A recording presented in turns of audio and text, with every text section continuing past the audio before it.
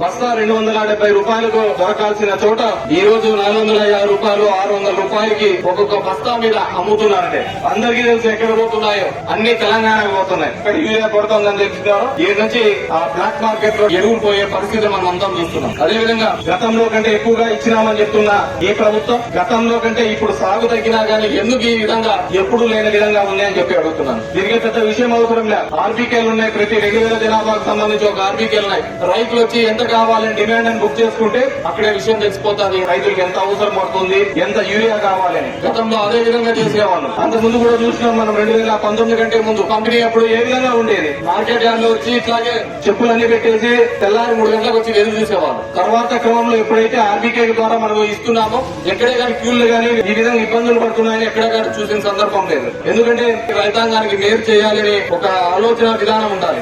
ఈ ప్రభుత్వం అలాంటివి ఏవే గానీ చేయకుండా వ్యవసాయాన్ని పూర్తిగా నిర్లక్ష్యం చేసి ఇలా సోకులకు ఇలా మనం చూస్తూనే ఉన్నాం. ఈ రోజు వరి, మిరప, పత్తి, జొన్న, కందులు, మినుములు, పెసలు, మొక్కజొన్న, సజ్జలు, రాగులు, అరటి, చీని, పొగాకు, ఉల్లి ఏ దానికైనా చూడండి. ఏ రోజైనా మన ప్రభుత్వంలో రేట్ తక్కువ ఉందని బాధపడిన సందర్భం ఉందా?